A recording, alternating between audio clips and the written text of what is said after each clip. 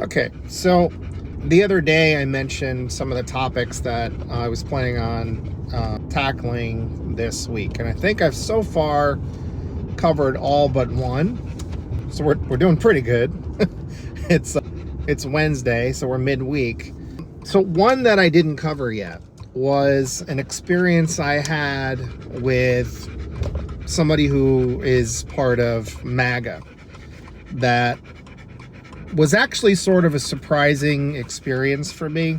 Now, I'll say this as a caveat. Like, I was just listening to one of the podcasts that I like called The Humanist Report, and he was discussing a New York Times piece entitled something along the lines of, should we stop our snubbing of our MAGA family members? So that's sort of where I want to lead in. And I'm going to start with a caveat, right? I think we can't view this as like a total wholesale approach and en masse. Like, I don't think we should just default say we're going to start engaging with MAGA family members or MAGA people online and give them opportunities to engage with us. I would say that probably depends on the situation, right? Like, I prioritize things like this as it's kind of part of my ethics professionally and personally, and the roles I've served in, and also things that I've learned that are important for my health and well-being, my ability to do what I need to do. So safety is number one. So like, if there's any issues that are going to be unsafe for you or anyone else, and you could take that as far as you want or minimal as you want, but like your health and safety matters most, and so does theirs. Like, that's the thing. Like, I don't wish harm like a lot of people are saying. I think they say so out of anger right now, because a lot of people are more unsafe because of the decisions that people that support MAGA have made. And some like outright say they support all the stuff that's going on that are making other people unsafe. So I understand people's anger, but I want to be careful about the idea of like, I don't condone saying, like, I'm not part of the FAFO sentiment, like, you F around, you find out.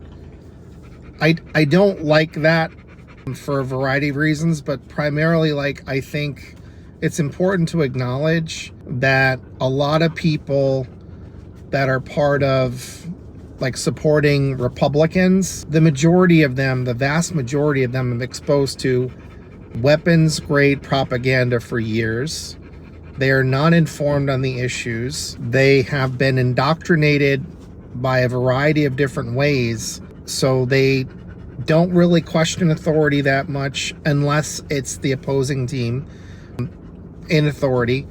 And they don't seem to do a lot of critical thinking. So I'll say that. So back to hopefully that's clear and I didn't miss anything that I probably should nail down on. But the priority is safety, right? And then if there's a toxic element, like if you try to engage with these people and it takes away too much from you and you don't really see a way past it, it's probably a good idea to just disengage, or at the very least draw some boundaries. But I think there is probably some value, and there are other reasons for this to potentially be a good idea to engage with these people. But having boundaries is a good thing. Like saying, like, having a conversation with someone and they're condoning, say, violations of human rights. Just say, listen, like, I honestly, I think I probably need to end at least this conversation here, because I can't get past your acceptance of people's human rights being violated. Like, we have like legal barriers for this kind of thing and legal penalties for this kind of thing because of the nature of how much harm it does to the people, to the victims now, but also the downstream effects. Because if you just say, it's okay to violate human rights, how long before that becomes a mass atrocity? How long before it comes back to you, the boomerang effect? Like, if you're saying that it's okay for it to happen to them, you're tacitly accepting the idea that it's okay for you too, right? So I think it's important to have healthy boundaries. Like, I've had separations from people in my life in the past because of things like this, because there was so much like abusive types of engagement towards me, and basically all of it was completely unjustified. A lot of it had a lot to do with their own issues. You know, I'll admit I'm not perfect. I grew up in a lot of different very toxic, unhealthy environments, and had very bad engagements with people. So I didn't have the skill sets that I have now, and I engaged in ways that were not healthy either, but that was just out of reflex and a way to protect myself. That would I repeat those same actions now and behaviors now? No, probably not, unless it's under very extreme circumstances. So these are important things to keep in mind. So back to the MAGA person that I engaged with. This was on the Red Note app. I forget how you say the Chinese pronunciation. Maybe I'll try to clip it in later. I think it's like Zhang Shao, or anyway. I ended up being on there because back in, I think it was January, we had the first like TikTok ban, and I kind of went over there because a lot of people were going over there as a sort of almost a protest in some ways, but also like wanting to connect with people. It was sort of a funny like shot across the bow to, you know, the liars in our Congress that were saying this was about, you know, security of our people, when that's just a bogus thing anyway. Like, all of our American apps like are just as guilty, if not more so guilty, of using our information for not so great purposes and like spying on us. So like, it was a bad argument. It was nonsense. Turns out it was mostly just people were raising awareness about the genocide in Gaza, and the government, well, Israel really doesn't like that, and they're trying to like say that it's just like a lot of like propaganda or whatever, which is just, it's nonsense. Like, that's Project Esther bull crap. Like, look into a while back, if you're watching this on my YouTube, there's a playlist that's called Understanding the Problem. In that list, there's a video from Legia Miller that talks about Project Esther. I think that's kind of important to understand. So I was on Red Note, and I ended up talking with this MAGA guy that had commented on one of my videos, and we ended up kind of having a back and forth, and you know, he was spewing a bunch of nonsense, so I was just kind of countering that stuff, and it went back and forth for a while. And not unlike a lot of interactions I've had with MAGA people, that like a lot of his discussion was about sort of in defense of ICE and what the Department of Homeland Security is doing, and like he's talking about like this very typical American misunderstanding about immigration, and like the idea that immigration's some kind of a problem, and that like somehow they're using up a lot of our resources, which isn't true. Like, the contributions of immigrants to our tax revenue way far exceed whatever some of the people use, and none of this has to be this way. Like, they could, like, for what little state like Medicaid they get access to is only in emergencies to save people's lives, and I would say that should happen for whoever it is. I almost swore. I'm trying to tone down my language here when I can.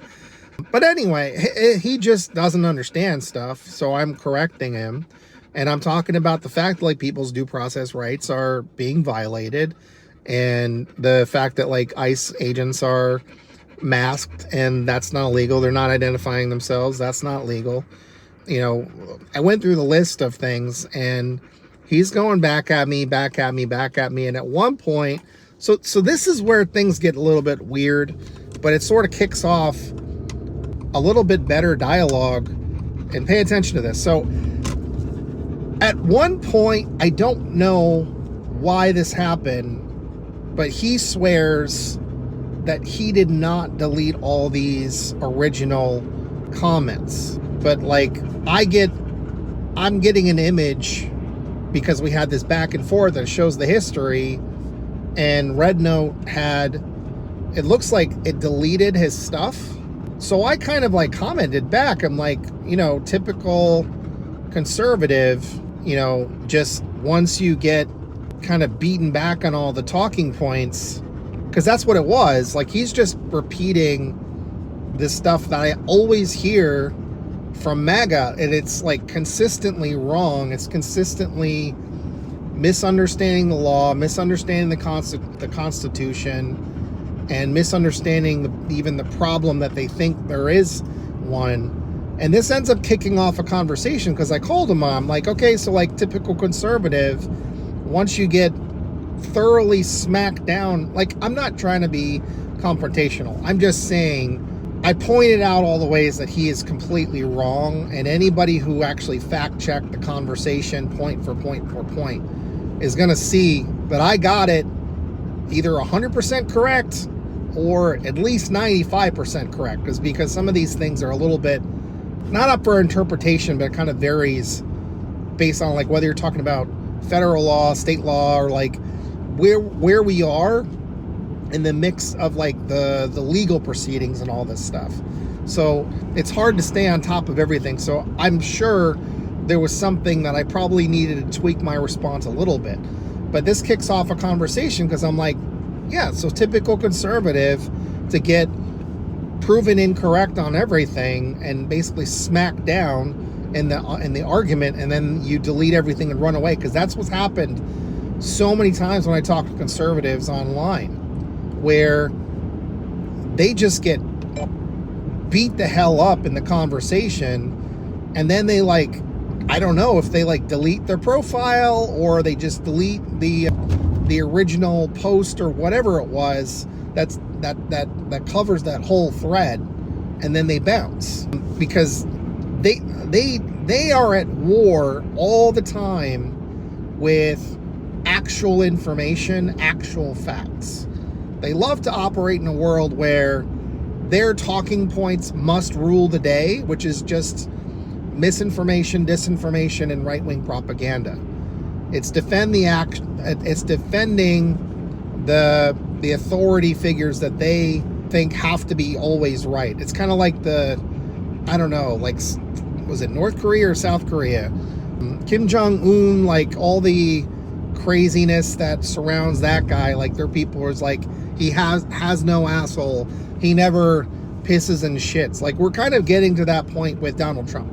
So this kicks off a challenge from him saying, well, listen, like, I didn't delete that. Like, I don't know what you're talking about. I didn't delete it. Maybe it was the app, because that's happened a handful of times.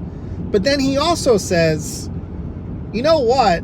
In some ways, I'm sort of appreciative or I respect the fact that, like, you didn't just block me when you could have. You didn't just run away from the conversation or delete me or whatever. So we had more dialogue after that, and he was actually a little bit more friendly, and we kind of got into like our backgrounds or whatever, and like he's, you know, like, I'm from New York originally, and he's like, well, yeah, I guess that's where the fire comes from. Like, where you like, you're stubborn, you don't back down on your argument. And I just thought it was interesting because, like, after that, like, he's following me, I'm following him, and we actually have dialogue sometimes. And like, he was saying that like his daughters and his wife are probably a lot, like, he thinks they're more in agreement with me on things. And I was asking him, I'm like, are you worried? Because he said his kids, his two girls, are like half Mexican. Like, so he's married to a Latino woman, and he's living in LA, and he's seeing all this stuff. And I'm like, are you worried about ICE? And he's like, well, no, because like we're citizens, and you know, she was born in Mexico, but we married, so she's legal. And I'm like, bro, like they don't really care, to be honest. Like, they could pick you up, or they could pick up your wife, and they could pick up your kids. And so, like, what the point that I want to make here is, if you think that there is any point where you can get into a deeper conversation, especially like the real conversation that was more meaningful in this case was in direct messages just between this guy and myself. And we found some common ground. Like, we're both originally from New York, and we both live in California, different parts of California, and we like California. And I got into some of the issues that I thought would be kind of openings for things that I thought he would actually care about.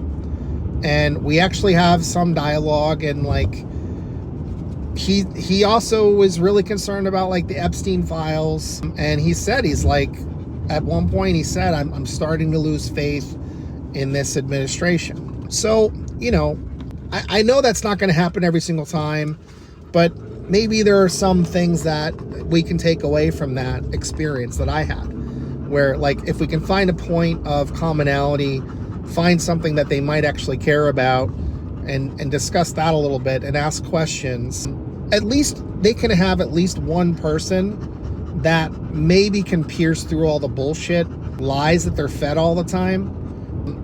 And they get into like the labels, and like I can easily run away from the Democrats, who I can say supporting them makes more sense. It's a tactical thing. It's the lesser of two evils, but I want a better system. And I always tell people what I want that would be beneficial for everybody, and it's more than possible. So like I lean into the fact that like I don't mean them any harm, and they think that like Democrats or people like me want bad for them, and we have to keep telling them like not only is that not the case, like the things that we want would improve everyone's lives, and point out the real harms that the Republican Party does, and what harms they really represent, and who the problem really is. And they're not always going to agree, but having more people that are at least somewhat allies potentially, or at least more open to other dialogue that they're not used to hearing, that like this, believe me, this stuff does not get through to them very often. Like they need like personal experience in order to learn, and I don't think anybody benefits from being stuck in their bubbles because of the way that we're fed information nowadays. So this is not a universal thing, but maybe it's somewhat of a roadmap or a context for where this could potentially work. But don't do it if you feel like it's just, you're not equipped, that it's harmful to you. It feels like a toxic situation. It's okay to set healthy boundaries. I'm just saying, like, maybe there's an in sometimes, because to get through all this stuff, we're going to need as many people as we can to help fight back fascism. We need more people to understand that like fascism it's a death cult, and it's going to be harmful to everybody. It just depends on how long it takes to get to you. Like I was thinking earlier today, when Trump is like had that one Truth Social post basically calling out MAGA for sticking on the Jeffrey Epstein case and all the pedophiles that Republicans are defending and protecting. And I was like, is he maybe going to use ICE to go after even MAGA people? But like, if you look back at history, who else Hitler and the Nazis went after? They went after other religious people too. They went after Christians. So I don't know, man. I don't know what's going to happen. But I don't think anybody's safe, to be honest with you. So, not to fearmonger. We got to fight back. Don't live in fear. And I hope this was helpful. Thanks.